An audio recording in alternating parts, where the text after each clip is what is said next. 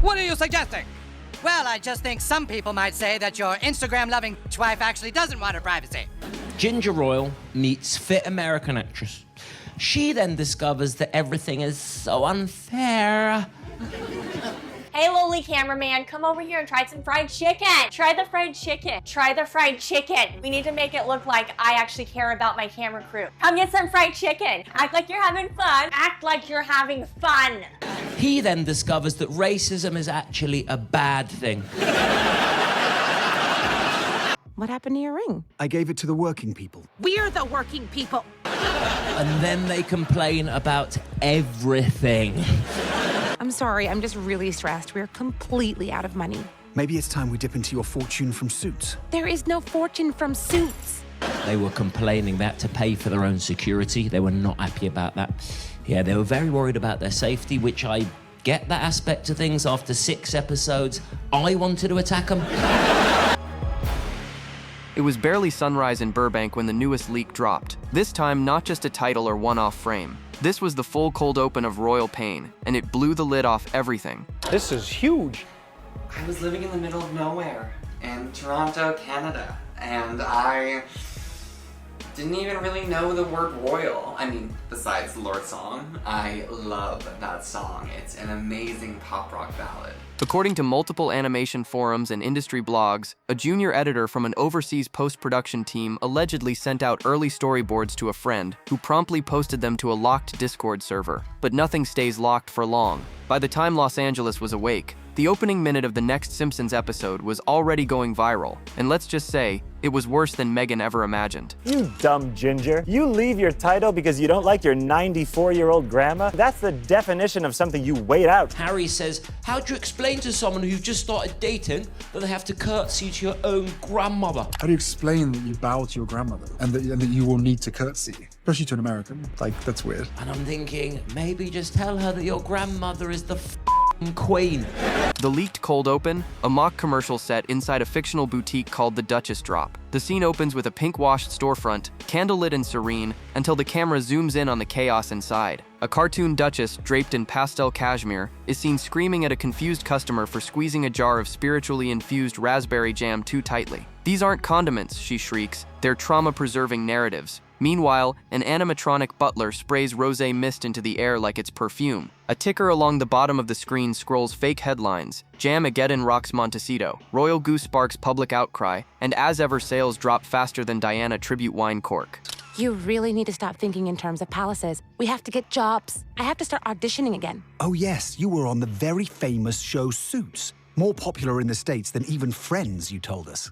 The frame-by-frame breakdown hit social media like a sledgehammer. TikTok creators didn't just react. They reenacted the scene, voice-acting the Duchess meltdown, while dressed in robes and tiaras. Meme accounts started stitching the commercial together with old clips from Meghan's Oprah interview, creating surreal looping videos that racked up millions of views in under 24 hours. Even Reddit threads that normally ignore royal gossip lit up with animated GIFs and sarcastic captions. Hand-harvested pain, now available in 12 flavors. The internet wasn't just laughing, it was howling. What made this opening scene especially brutal was how precise it was. This wasn't lazy parody or a generic royal jab. This was scalpel-sharp satire. The pink color scheme mirrored the exact palette used in Meghan's real-life as-ever branding. The jam jar label, when zoomed in, read, "ethically sealed with self-reflection." And the background music, a haunting, slowed-down version of London Bridge, playing on a harp. Every detail felt intentional. Fans of The Simpsons praised the cold open as a return to form. "This is the smartest the show has been in years," one longtime viewer tweeted. But for Meghan's team, the reaction was anything but celebratory. Anyway, would you mind looking after Archie? I have an audition.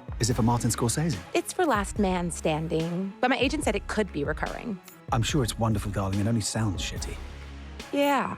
Sources say the leak triggered an emergency Zoom call within her inner circle. Lawyers, publicists, and senior brand advisors. And the mood? Panic. Not because the episode existed, they already knew that, but because this new leak wasn't vague. It was specific. Punchline by punchline, image by image, it dismantled the lifestyle empire Meghan had spent years constructing. The real gut punch came at the final beat of the cold open. Just before fading to black, the cartoon Duchess clutches her jam jars, looks directly at the screen, and mutters, "At least South Park didn't bring props." Cut to title, Royal Pain. That was just the first minute. And if this was their opening salvo, insiders say what comes next might be unairable. Once the cold open went viral, Disney had a decision to make. Delay the episode? Issue a statement? Pretend it was all part of the plan? According to multiple sources inside the company, they did none of the above. In fact, they doubled down. Executives moved fast behind the scenes, not to rein things in, but to roll out a full-blown release campaign. The leak, they decided, was good for business. Scratch that. Great for business. The Simpsons hadn't trended this hard in years, and if a little controversy could bring the show back to the cultural forefront, then so be it. Insiders say the original plan was to air the episode later in the fall, buried between other mid-season content. But the moment the cold open blew up, everything changed.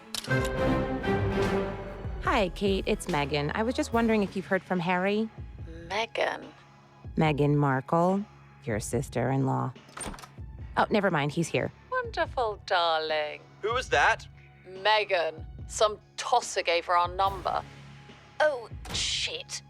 Streaming division leads reportedly met within hours and proposed bumping the air date to early September, just ahead of Emmy voting season and coincidentally, right around the anniversary of Diana's passing. One executive allegedly quipped, "We couldn't buy this kind of heat." Another reportedly joked that Meghan's legal threats were basically a free marketing campaign. But it didn't stop there. Disney's media strategy team quietly began contacting partner networks and late-night producers. The idea? Make royal pain a tentpole moment. According to whispers from an internal planning document, the company began pitching a behind-the-scenes featurette about how The Simpsons tackles satire, clearly intended to preempt criticism. The PR framing? Timeless satire meets modern royalty. Internally, however, the tone was far more gleeful. One source close to Disney's animation division summed it up bluntly. "We just landed our Super Bowl spot, and it cost us nothing." Meanwhile, Meghan's legal team scrambled. According to multiple reports, her lawyers reached out again, this time formally, to Disney's legal department requesting to review the episode's final cut. The request was met with a response described by one source as cordial but cold. Disney made clear it had reviewed the content thoroughly, confirmed its alignment with US parody protections, and had no plans to make additional edits. Their legal stance was simple. Satire is protected speech, period. That didn't sit well with Montecito. Sources say Meghan was furious when informed of the studio's decision to proceed without changes. Not only had the episode mocked her product line,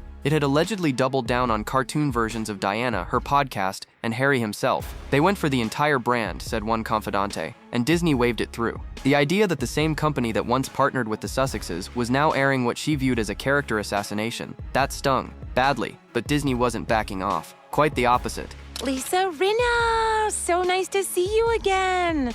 We've never met. Oh, why do I feel like I know you? Well, I've been on TV for 50 years, so maybe it's that. Quiet calls were made to press outlets in New York and Los Angeles, encouraging media to watch this space for the full episode drop. Internally, there was talk of a coordinated promo blitz, social clips, countdown trailers, and teaser art, including one rumored image of Lisa Simpson wearing a tiara while holding a jam-stained cease and desist letter. And if you thought that was bold, insiders say there's talk of submitting the episode for award consideration. Because to Disney, this wasn't just a parody, it was a shot across the bow of celebrity branding, and they were more than happy to be the ones pulling the trigger. By the end of the week, it was no longer a question of whether Meghan Markle's legal team would respond, it was how far they'd go. And based on what insiders were hearing, the gloves were off. Multiple legal sources claim a cease and desist letter was formally sent to Disney's legal department, naming 3 specific segments from the leaked episode as grounds for potential defamation, misappropriation of likeness, and reputational harm. But anyone familiar with American media law knew immediately this wasn't about winning.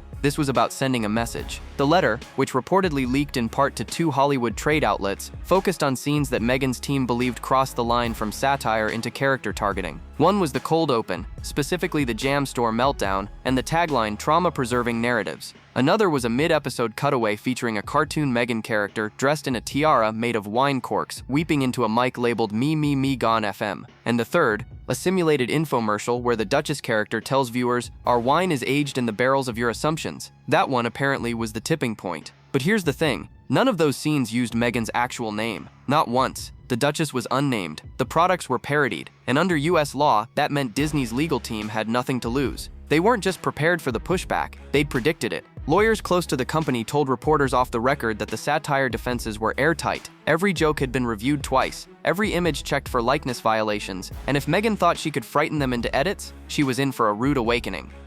Yes, that's right, friend. You see, my wife and I are totally like, you should write a book because your family like stupid and then so are like journalists. What's more, leaks from within Meghan's own orbit suggested not everyone on her team agreed with going nuclear. Some insiders allegedly advised against legal threats altogether, warning that it would only add fuel to the controversy. If you try to shut it down, one source warned, you'll make it bigger. But Meghan reportedly overruled those concerns. According to one person familiar with the situation, she viewed the episode as deliberate sabotage of her public identity and refused to let it go unchallenged. That decision, some say, has already backfired, because the moment the cease and desist rumors hit Twitter, it was open season. Meme accounts rejoiced, Reddit threads exploded. One user uploaded a fake legal letter from the House of Jam, addressed to Queen Lisa I of Springfield. The caption, "You are hereby ordered to cease all spreading." It racked up tens of thousands of likes in hours. Meanwhile, Meghan's critics used the letter as ammunition. "So much for free speech," one commentator posted. "She wants privacy and editorial control now?" Even some of her former defenders began to shift tone, questioning whether this kind of legal pushback made her look thin-skinned or worse, out of touch. And all the while, Disney said nothing. No statement, no press release, just silence. And that silence, it spoke volumes. Because while Meghan's lawyers were busy issuing warnings, Disney was already preparing for premiere night.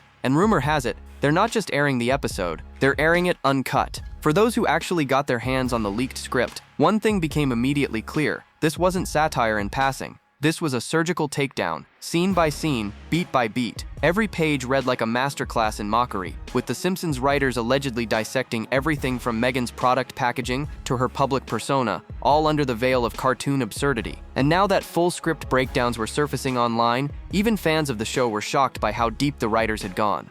So you hate journalists? That's right. And now you wrote a book that reports on the lives of the royal family. Right. So you're a journalist.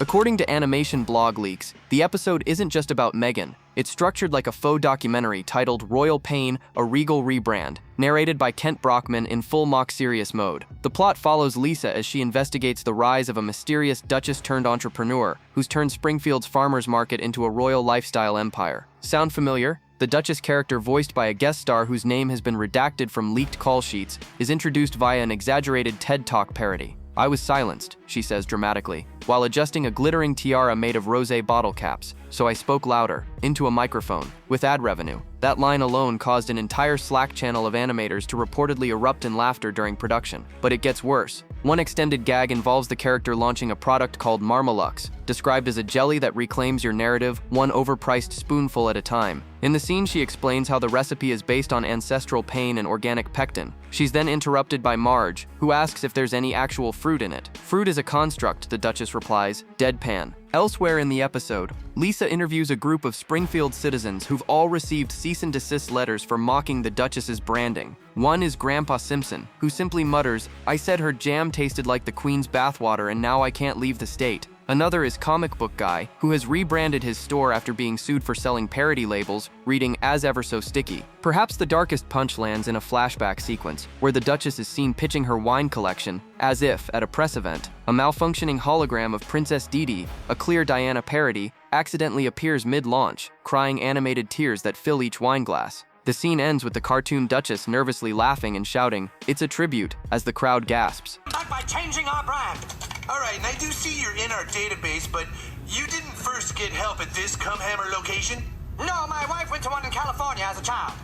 That moment in particular reportedly sparked internal debate at Disney, but was ultimately left in. Even Bart gets a shot in. In a chalkboard gag from the episode's intro, he writes, "I will not trademark trauma." The audience, already calling it iconic. These aren't throwaway jokes. This is narrative warfare. The writers didn't just roast Meghan. They studied her, mirrored her, took every marketing misstep, every tone-deaf rollout, every podcast pause and polished platitude, and fed it through a yellow filter of brutal precision. If there was any hope that Meghan could argue the episode was a generic roast, that hope is gone. Because these lines aren't vague, they're specific. And by the end of the script, the Duchess is last seen floating above Springfield in a hot air balloon filled with perfume and platitudes, shouting, "I'm still relatable," before crashing into a Whole Foods. The credits roll, the sting lingers, and the next scene reportedly goes after Harry. As savage as the Duchess scenes were, they weren't the only ones causing jaws to drop. Because buried halfway through the episode, right after the mock press conference and the jelly taste test, came the moment even Meghan's fiercest critics didn't see coming. Prince Harry gets dragged, hard, and insiders say this might be the part that finally pushes things over the edge. According to storyboard descriptions shared on private animation forums, the fictional Harry character is introduced through a parody nature documentary narrated by Lisa, The title?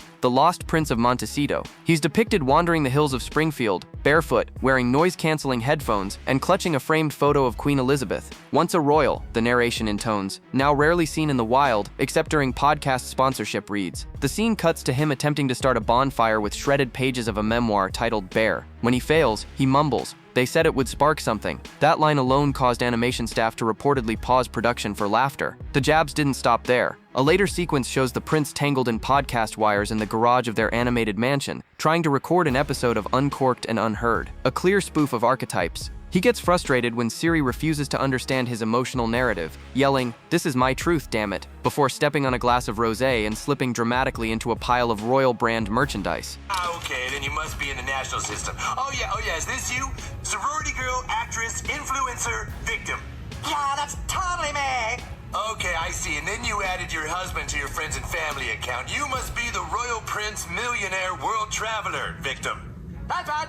The implication is brutal, but unmistakable, that Harry, once seen as the brave rebel, has become the brand's unwilling mascot, overpackaged, overexposed, and increasingly unmoored. One insider described it as clownish with intent, meant to underscore what many in the press have speculated for months, that Harry may be out of his depth in the Meghan-led Montecito media empire. Even more cutting, a background gag in the wine label parody scene, where a delivery box reads "Property of Spare Parts Inc." and underneath, in tiny text, "Return to sender if dignity found." It's a blink and you miss it visual, but fans caught it instantly. Screenshots were up on Reddit within hours of the leak, with captions like, "Even Springfield thinks he's lost the plot." The reaction online was swift and divided. Some viewers praised the show for satirizing the couple as a unit rather than putting all the weight on Meghan. Others called the portrayal of Harry excessive, even cruel. A few pointed out that while Meghan had built a public persona open to commercial scrutiny, Harry's image was more entangled in mental health and military service, and should be handled differently. But the Simpsons writers didn't flinch. One unnamed staffer reportedly told an entertainment blogger, "We roasted everyone from Trump to Taylor Swift. If we can't poke at Harry in a hot air balloon, sobbing about sunscreen branding, what's the point?" Another added that parodying Harry was crucial to the episode's arc because it reframed him not as a royal, but as a reluctant influencer caught in the jam jar. What stings even more for Montecito? Sources say Harry knows about the episode, and that he's tried to de-escalate behind the scenes with no success. Because in this version of the fairy tale, the prince doesn't ride to the rescue. He's stuck in the merch pile too. By the time the full script breakdown made its way through the industry, the public debate had already ignited. Was this episode a scathing example of bullying disguised as humor? Or was it, as some argued, a long overdue cultural correction? The line between satire and savagery blurred fast, but what shocked everyone even more was who came rushing to defend The Simpsons. Not just critics, not just meme accounts, but longtime fans, comedians, even former writers, all praising it as a return to form. A retired animation executive who worked with the show in its earlier seasons allegedly said the episode recaptured the biting wit the series lost somewhere in the early 2000s. He added, "This isn't just parody, it's pressure relief. The public is overloaded with celebrity branding fatigue. This popped the balloon." His comments were echoed in a viral video by a stand-up comic who said, "I don't care what side you're on, if you start a podcast called Meghan and sell $30 jam, The Simpsons has every right to come for you." The episode became a talking point across late-night comedy circles. One off-the-cuff monologue joke, "Looks like Meghan's wine has legs, and they're running from accountability," sparked outrage and applause in equal measure. Suddenly, it wasn't just a TV parody. It was a cultural moment, one that had people asking, are we finally done pretending we don't see through the curated perfection? And while Meghan's supporters continued calling the script vicious and exploitative, even some of her usual allies began backing away. The beginning of that clip where she's like, "Oh my God, oh my God, it's like, it's so inauthentic." A prominent lifestyle influencer who had once collaborated with her team on wellness content reportedly declined to comment on the episode, saying only, "I didn't see it. I've been offline." Translation, "Don't drag me into this." Meanwhile, multiple media analysts pointed out something crucial. This episode wasn't just about Meghan, it was about a type, a phenomenon, the polished celebrity who claims to be oppressed while monetizing every ounce of the spotlight. And for viewers, especially younger ones, that rang uncomfortably true. On TikTok, Gen Z creators began stitching the Duchess clips with skits mocking overpriced self-care trends and faux activist marketing. One viral line, "Welcome to my trauma-themed Etsy shop. Everything's limited edition and emotionally unavailable." Even Meghan's defenders were caught off guard by how effective the parody was. Because whether people loved her or couldn't stand her, everyone agreed on one thing: the episode was watchable, sharp, funny, and brutally honest. A phrase popped up repeatedly across blogs and comment sections. "They said what we've all been thinking." And just like that, the tone shifted. what was initially framed as a tasteless jab began to be rebranded, intentionally or not, as cultural commentary. The writers weren't punching down, they were punching through. The glamour, the hashtags, the Be Kind merch, all of it, stripped bare. And Meghan, she wasn't answering. Not yet. But her PR team, they were already deep in cleanup mode. Because the backlash wasn't just on screens anymore, it was hitting the shelves, the timelines, and the partnerships. And the silence from Montecito, it was starting to feel strategic. The silence didn't last. It never does. Not in Montecito. Not when brand deals are wobbling, headlines are shifting, and investors are dialing in. Within days of the script leak, and just hours after clips began trending across every major social platform, Meghan's PR machine flickered back to life, but not in the way anyone expected. No tweet, no formal interview, not even a softly lit podcast defense. Instead, the strategy was clear: reset the optics, shift the conversation, and salvage what could still be salvaged. Sources close to her team say the response began behind closed doors, with a marathon weekend of crisis meetings. One insider described it as brand triage. Another claimed the mood was equal parts panic and spin. The goal? Redirect public focus toward Meghan's philanthropic efforts fast. By Monday morning, a press release quietly went out to several lifestyle outlets announcing a new charitable initiative focused on women's health advocacy. No mention of The Simpsons. No reference to the jam, the wine, the parody, or the princess holograms. Just a sudden, suspiciously timed campaign pivot, framed around empowerment and wellness. But here's the problem: nobody was buying it. The same media outlets that once celebrated every new Meghan venture now barely blinked. Engagement was flat. The article wasn't trending. And worse, the top replies under every social media post were Simpsons memes. The royal balloon, the $30 jelly joke, a screenshot of Lisa's Meghan podcast gag had already become a reaction image on Twitter, now resurfacing under every single post from Meghan's brand accounts. And it didn't stop there. Influencers who had previously partnered with As Ever products reportedly backed out of planned collaborations. One fashion content creator who had teased a branded wellness box just a week earlier suddenly went silent. No post, no tag, just gone. According to a source at her management agency, the plug was pulled after the influencer's team saw a spike in negative comments, most involving jam, privilege, and cartoon satire. Meanwhile, retail damage was quietly unfolding. Two boutique stockists who'd begun carrying As Ever products last quarter were allegedly re-evaluating their relationship. One distributor reportedly requested that Meghan's team delay promotional events until further notice. Translation: don't show up until the storm passes. But the most devastating blow came from inside her own bubble. According to one well-placed source, a scheduled European market push set to launch Meghan's lifestyle line into new high-end retailers was put on indefinite hold. The reason? Media instability. One executive involved in the rollout was quoted as saying, "The product can't outshine the noise, and right now she is the noise." Back in Montecito, the messaging war raged on. Meghan's reps were allegedly torn, some pushing for a firm statement calling out the episode, others begging for silence. But the middle ground strategy had clearly failed. The pivot to charity felt rushed, the social content looked disconnected, and every attempt to distract the public only reminded them of what they were supposed to be forgetting. Worse yet, Meghan hadn't even seen the full episode, because rumor has it, what's leaked so far isn't even the worst of it, and the writers, they're not apologizing. They're preparing for what comes next. If Meghan was hoping for remorse, regret, or even just second thoughts from the Simpsons writers, she was sorely mistaken. Because not only are the showrunners allegedly refusing to walk anything back, they're standing by the episode with full force. And according to one high-level leak, they've got receipts, as in months of development notes, internal memos, and creative drafts, proving that Royal Pain wasn't some last-minute roast, it was a long-planned commentary. And they don't intend to pull a single punch. One industry insider claims the episode was first pitched over 9 months ago, not as a takedown but as a satirical look at celebrity activism, commodified trauma, and brand obsession. But when Meghan's As Ever product line launched, and the jam jokes began writing themselves, the tone shifted. According to one source close to production, once that $30 jelly hit the shelves, it was like handing us a golden script. Writers allegedly combed through launch photos, label copy, interviews, even podcast sound bites. They weren't guessing, they were researching. Even more stunning, rumors have surfaced that the writers' room consulted with former associates of Meghan's media team. While that claim remains unverified, two reporters say off-the-record sources confirmed the presence of external brand consultants during the writing process. If true, it would explain the eerily specific language used in the parody scenes, the exact color palettes, the phrasing of empowered preserves, even the spoof podcast's tone-deaf sponsor ads. These weren't generic celebrity cliches, these were ripped straight from the Meghan Markle playbook. A senior Simpsons writer allegedly told colleagues during a team meeting, "If we can't joke about this, we can't joke about anything." Another reportedly added, "She built a commercial persona on vulnerability, but refuses to be vulnerable to criticism. That's exactly why this episode matters." The tone wasn't petty, it was purposeful. This wasn't tabloid gossip. This was satire with a mission, expose the disconnect between the image and the industry behind it. And the message seems to be resonating. Several comedians and cultural commentators have since spoken up in support of the episode, calling it one of the sharpest critiques of celebrity branding in years. One podcast host quipped, "This is the first time The Simpsons have felt relevant again,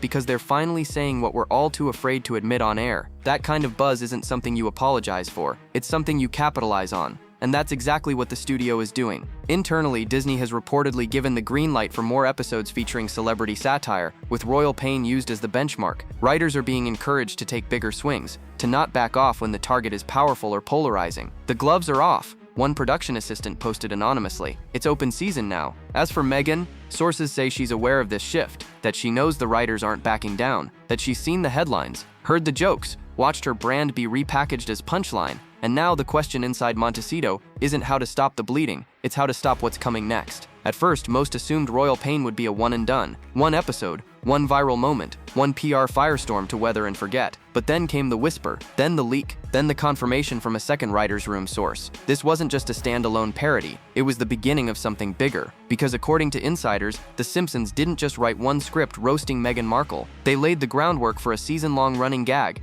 and the Duchess might be popping up again, and again, and again, and again. Sources from inside the animation pipeline say writers intentionally built the character arc of the Duchess of Del Mar to reappear throughout the back half of the season. In quick cutaways, B-story cameos, maybe even blink and you'll miss it product placement jokes. We're talking visual gags like royal-themed wine appearing in Moe's Tavern, a billboard near the Springfield Mall advertising "as if the jelly that listens," or another episode's Halloween special featuring the Duchess as a rosé drunk ghost haunting the ethics department at BuzzFeed. One animation assistant reportedly described it as Simpsons canon for the influencer era. The idea isn't to relive the full takedown every week, it's to let the parody echo, a recurring reminder. A yellow specter in Meghan's signature blush tones. According to the same source, the creative team loved the reaction to royal pain so much that they began punching up future scripts already in production. Meghan's character wasn't just funny, she was sticky, both literally and figuratively. And the merch? Oh, the merch is coming. Two major fan accounts leaked early concept art for limited edition Simpsons products centered around the parody. One t-shirt design features Lisa holding a spoon with the caption,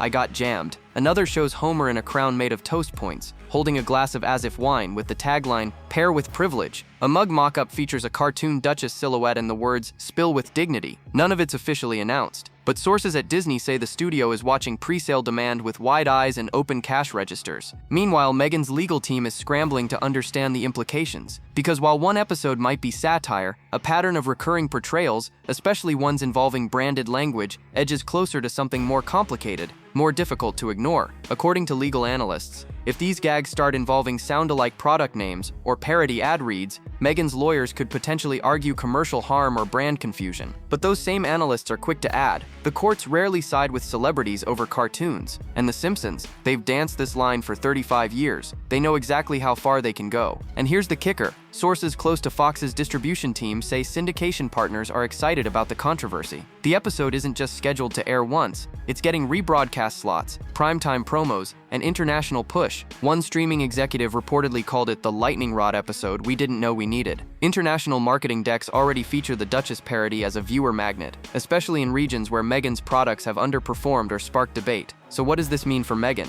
It means the spotlight she didn't ask for, and definitely didn't want, isn't fading. It's evolving, escalating, becoming something she can't control, can't PR wash, can't legally bulldoze into silence, because the story's not over. And according to the writers, the next gag is already in animation. For a woman who spent years mastering the art of the pivot, changing scenery, rebranding roles, curating image after image, this might be the one narrative Meghan Markle can't rewrite. Because after royal pain, after the jam jar memes, the podcast parodies, and now the looming season-long satire, it's clear her public perception isn't just bruised, it's been reframed. Not by a tabloid, not by a palace press secretary, but by a cartoon. And the damage? It may be permanent. What once felt like a manageable PR headache has spiraled into something far more ominous, a shift in cultural tone. Meghan isn't just being joked about, she's being redefined. Cast not as the misunderstood royal, not even as the misunderstood entrepreneur, but as the poster child for celebrity overreach, overhyped, overpackaged, overexposed, and now overwhelmed. Inside Montecito, the fallout is getting harder to hide. According to one high-level brand consultant close to the situation, Meghan's team has officially paused 3 upcoming launches tied to the As Ever umbrella, one involving a kitchenware collaboration, another focused on wellness retreats,